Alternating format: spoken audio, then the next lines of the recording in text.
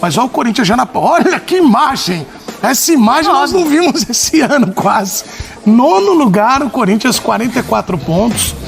E aí o Corinthians, olha lá, tá olhando... Hoje tem Palmeiras e Bahia. Será que o Corinthians não vai torcer Palmeiras? Enfim, se tivesse mais 30 rodadas, o time era campeão. Não é? Ah, para de brincadeira. Mas que mudança, né?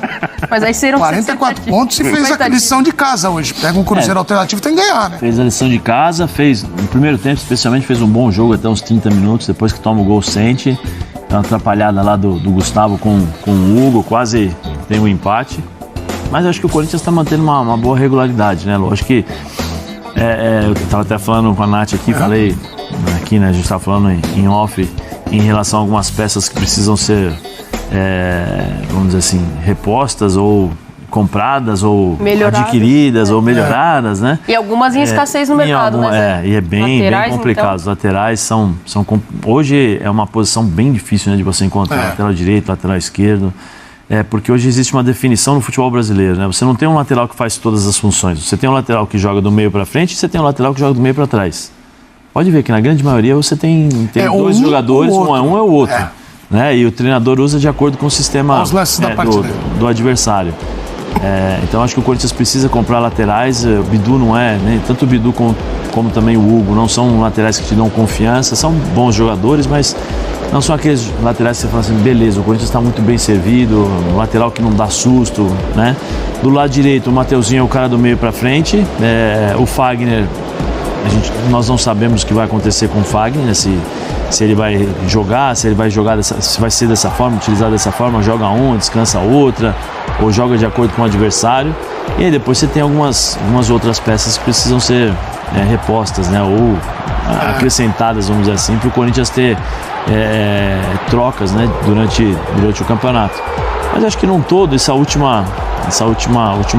últimos 3 meses do Corinthians foram bons, né? Quando chegam os outros jogadores na segunda janela de mercado, o Corinthians acerta o meio campo, acerta um pouquinho, tem a consistência e cria aquelas referências que eu sempre falo, né? Você tem que ter uma referência na defesa, uma referência no meio campo e no ataque, aí depois você agrega os valores. E foi o que o Corinthians fez, quando chega Martínez, quando chega Carrijo, quando chega o Memphis, o próprio Thales Magno, quando chega ele soma bastante, aqui depois teve algumas lesões e aí não conseguiu ter sequência, e o Yuri cresceu, né, de produção junto com o Memphis, então ele permaneceu no banco, mas eu acho que o Corinthians precisa primeiro definir o posicionamento, mas já tem que começar a fazer já um planejamento para não ser surpreendido no ano que vem. O problema é como vai se fazer esse planejamento se até hoje está com transfer ban, né? Não conseguiu tirar a transfer ban, tem uma série de dívidas a serem pagas. Vamos ver o que vai acontecer com o Corinthians no ano que vem, se o Ramon fica. Sim, mas o fato é que embalou 7 vitórias nos últimos 10 jogos. O Bubu, ele fala, às vezes, para alguns pode parecer uma ironia. Não é ironia fina, nada, é verdade. Esse Corinthians embalou, podia estar brigando lá em cima mesmo. Você lembra qual foi a última derrota do Corinthians? Então, boa pergunta. Você lembra? Não lembro. Ô, Braz, você lembra a última derrota do Corinthians? Ninguém lembra. Não? Ninguém lembra. Ele falou que nem buscando, nem pesquisando. No brasileiro, você disse? Dá uma checada aí. Eu acho que eu sei, mas não tenho certeza. Eu não quero falar coisa errada. Qual que foi a... Contra o São Paulo? RH? A última derrota? RH? No Campeonato Brasileiro, a última derrota do Corinthians foi no dia 29/9/2024. Aí depois disso... Agora eu vou te perguntar. O corintiano tá feliz, com razão. Viva o Corinthians! O que o Ramon fez de tão mágico pra mudar esse Corinthians? Ou não foi o Ramon? Foi um rapaz chamado Memphis, que melhorou até o Yuri, melhorou todo mundo. Yuri, os últimos 11 jogos, 11 participações. E vamos falar já do Yuri, tem que falar. Tem que aplaudir o Yuri. O Memphis chegou a 4 gols, né? 2 de bola parada, 2 de bola rolando. É um cara que ajudou o Corinthians a crescer. Então, não é o Memphis sozinho, mas o Memphis, ele potencializou outros jogadores. Ele ajudou o Iroberto a evoluir. O Garro, bom jogador, mas com o Memphis ele ganha outra possibilidade. Olha, deu um elástico ali. Quase viu o Chilepe. Cara, é um elástico quase Romário ali. É o Left. Cara, é impressionante a qualidade do jogador holandês. Cara, né? não. Esse cara é o mesmo cara. Então, exatamente a diferença. Então, agora o Corinthians, no começo do campeonato, a Fiel estava preocupada porque o time não tinha qualidade. Agora você tem de onde tirar. E é claro que o técnico Ramon acaba surfando nessa onda, né? O técnico surfista, né? Ele também vai em onda, né? Tal. Então agora o Corinthians já está livre completamente do rebaixamento, como eu antecipei aqui. É verdade, você falou. No momento mais difícil, de mais desespero, Você eu falei, você eu tranquilizou abracei. o Zé? Tranquilizei o Zé, ele batia na mesa sempre. Eu falei, o Timão não vai cair. E agora o assunto não é mais rebaixamento, é Libertadores e a chance é real. Por quê? O Flamengo foi campeão da Copa do Brasil. Isso aí. Então o G6 já virou o G7. Botafogo pode Botafogo vai ser campeão da Libertadores. Oh, não, calma. Deixa eu te falar, para de falar essas coisas. Pede calma pra outros Depois comentaristas, os não pra caras mim. na Cidade do Galo ficam bravos com você. Não, mas, cara, eu já falei, ano terminado em 4, é campeão inédito, amigão, é novidade. Tá. Então, Botafogo vai ganhar, então vai virar G8. Então, o Corinthians tem que trabalhar, mirar a 8ª posição. Vê a diferença aí. O Corinthians está em 9º. Se ele ficar em 8º lugar, hoje, por exemplo... Cruzeiro, se ganhar a Sul-Americana, aumenta o Verdão vai ganhar hoje do Bahia, não vai? Ah, estão dizendo aí, mas eu acho que é jogo difícil. Então, eu acho que o Verdão vai ganhar. Então, aí, ó, o Timão fica colado ali, ó. Entendeu? Parecendo o Verstappen quando tá em 10º. Opa! O Verstappen, o GP aqui em Interlagos, eu fui lá, ele largou em 17º lugar. Parecia o Corinthians. Não tem chance, esquece. O que aconteceu, amigão? Lept. Teve jeito. Verstappen, amigão. Passou. Foi lá, passou, todo mundo ganhou a corrida. Só o Timão não vai ser campeão, não dá tempo. Mas ele já atropelou e chegou da zona do rebaixamento para a zona da Libertadores. Eu acho que é algo inevitável, então, considerando a análise que eu fiz na tabela, hein? Eu fiz o simulador, tinha botado 3 pontos contra o Cruzeiro, os 3 pontos vieram. E agora, amigão, próximo é o Vasco, que é duelo direto. Direto. Como a Nath fala, jogo de 6 pontos, né? Foi você que criou? 19 pontos. Jogo de Nath, 19 pontos. E a gente vai já pro Paraguai com o Eugênio e com a Marcela. Já porque eu quero falar da visão do Cruzeiro lá. Só uma rápida observação sobre o Yuri, que você falou, pô, temos que falar do Yuri. Tem mesmo. Tem que exaltar o Corinthians que ganhou, pra gente daqui a pouco na visão do Cruzeiro que tá lá, que eles estão esperando Vive o Cruzeiro. grande momento. Mas o Yuri voando, né? Vive um grande momento. É um menino que... E pode ser artilheiro do Brasil nessa temporada. Que apesar dos pesares e críticas, inclusive nossas, né? E aí quando você fala de críticas, muito em função da expectativa que se tinha pelo que ele já tinha demonstrado jogando pelo próprio Corinthians, mas o time qualificado deu uma melhora para ele. E o Ramon entendeu, e aí você perguntou talvez qual o mérito do Ramon nesse processo, é ter entendido como funciona melhor o Yuri Alberto. Porque não é o cara pra ficar parado ali de costas pro gol tentando fazer pivô. Esse não é o Yuri Alberto. Tá nesse clima aqui, um calor pra cada um.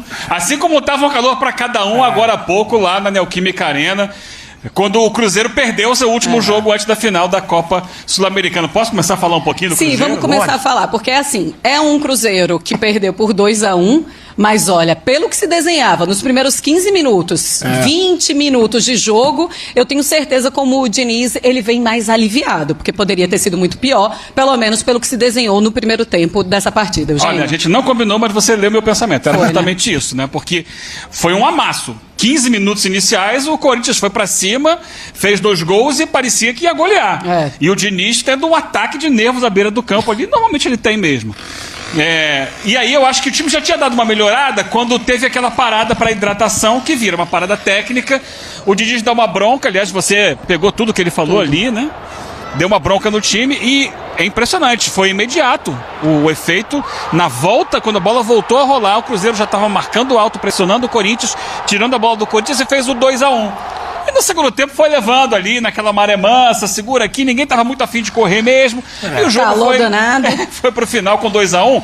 É uma derrota que o Cruzeiro meio que já tinha negociado quando colocou o time reserva. E em alguns casos ali, o reserva dos reservas. Mas se fosse uma goleada, se fosse um atropelamento, ia ser muito mais difícil de administrar as vésperas da final aqui contra o Racing no sábado. Principal erro do Cruzeiro nos primeiros 15 minutos e o principal acerto do Corinthians. O erro do Cruzeiro foi dar muito espaço para o Corinthians e errou muito na saída de jogo. Quis sair por baixo, que é a característica do Diniz. Sim. Errou passe, muitos erros de tomada de decisão e ali sofreu muito. Então, o segundo gol do Corinthians, o André Ramalho rouba a bola no campo de defesa, atravessa o campo, vai até a meia-lua quando dá assistência. Então, o Cruzeiro não poderia deixar isso acontecer de jeito nenhum. Então, erro de saída de bola, erro de recomposição defensiva, depois acalmou. Qual foi a outra questão? Principal acerto do Corinthians nos primeiros 15 minutos. Quando você coloca ali Garro e Memphis e Yuri, os 3 em velocidade, é difícil parar. É difícil, pois é.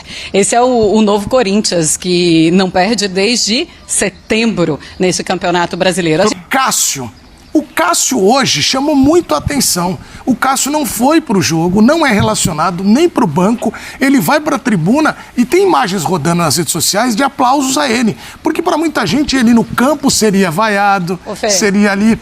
E aí o Diniz decide não levar o Cássio pro jogo, obviamente que poupou todos os atletas ali, mas parece ter poupado o Cássio dessa exposição. Você enxergou assim, Zé? O que você faria em relação ao Cássio, um gigante na história do Corinthians hoje no Cruzeiro? Eu acho que assim, se ele realmente quisesse e tivesse a intenção de poupá-lo de qualquer tipo de manifestação, não teria nem levado. Deixaria no hotel, fica descansando lá, tal, não precisa. Também, né? Mas aí precisa ver a vontade do jogador. Já que eu não vou jogar, eu quero assistir o jogo em loco. E eu, sinceramente, não acredito que o Cássio seria xingado ou vaiado. Eu acho que não. Acho que os torcedores entenderam o porquê do Cássio ter saído. O Cássio tem uma história linda no Corinthians, ninguém vai apagar. Né? E não vejo... eu, sinceramente, não consigo enxergar isso. Não consigo imaginar isso, a torcida vaiando o Cássio. Acho que não. O Cássio foi o último grande ídolo da geração que conquistou todos os títulos, né, que poderiam ser conquistados na época do Corinthians lá com o Sheik, com o Paulinho, com o Ralf. Ele foi o último remanescente, né? Então acho que é bem difícil acontecer isso. Tem imagens até dele sendo abraçado, tirando foto. Não seria... E ele é uma pessoa do bem. É a pessoa do bem. Isso que as pessoas... eu acho que as pessoas que convivem com o Cássio e conviveram com o Cássio durante todo esse tempo entendem e sabem como que é. E você sente a diferença. Aquele cara que não é tão do bem assim, você já sabe, você já percebe pelo comentário, pelas reações dos jogadores que estão bem próximos e tal. E o Cássio, no meu modo de ver, ele foi unanimidade em todos os aspectos, dentro e fora de campo. Eu tinha um menininho vestido de Memphis tirando foto com ele. Pô, muito legal, cara, que é hoje o presente do Corinthians, né, com esses jogadores, e ele valorizando o ídolo. Então, pô, bacana, é o reconhecimento de um cara que tem uma história gigante dentro do Corinthians. Né? Conquistou títulos importantes e muitas vezes sendo protagonista. Cara que salvou muitas vezes, então não tem porquê. Acho que, óbvio, todo mundo questiona a possibilidade dele ter continuado, por que não continuou, por que a mudança de clube, o clube precisava dele. Mas tinha todo um problema administrativo ali. Não era só, e tudo nas costas do Cássio. O Cássio falhou, o Cássio vem falhando. Os problemas do Corinthians não eram só o Cássio, não eram só as falhas que ele tinha algum jogo. Então, ele sai e a torcida, de forma inteligente, reconhece a grandeza de um dos seus ídolos, né? Mas você levaria pro jogo? Claro que ali você tá poupando. Tem gente que poupa o time e escala só o goleiro, né, Zé? Porque aí pra não perder o ritmo. Fosse você, Fernando Diniz, o que você faria? Eu perguntaria, Cássio, tá afim de ir ou não? Eu falaria assim pra ele. Assim desse Bora? Bora, Cássio. Bora Itaquera? Partiu Itaquera? Não, Itaquera. Não é que aí... Esse é quando o estrangeiro, né? Memphis. Eu faria, partiu Itaquera? Bora Itaquera? Falaria assim pra ele. Pela vontade dele, então. Né? Aí se ele falar sim, aí a gente decide. Se ele pode metrô, né? Corinthians e Itaquera, pode ir na estação de metrô. Eu tô falando que você escalaria ele ou não. Eu quero fazer um paralelo entre ele e Tite. Opa! Ai. Aí ele mexeu. E eu tenho muitos amigos corintianos aqui que vão concordar comigo. Eles não têm raiva do Cássio. O Cássio saiu, teve treta lá, a diretoria assumiu. Agora o Tite, 3 vezes o Corinthians pediu pra ele voltar, ele não foi. Aí ele disse que ele assumiu outro em 2023, foi lá e assumiu o Flamengo. E ficou com medo de ir pra Itaquera. Porque ele acertou uma semana antes, aí tinha Corinthians e Flamengo, o Tite, não, eu assumo depois. O outro jogo, ele não teve a coragem, depois de ter negado 3 vezes o Timão, ele não teve a coragem lá no começo, lá de Itaquera, enfrentar o Corinthians. O Cássio, acho que se precisasse o Diniz falar se vai jogar, ele jogava.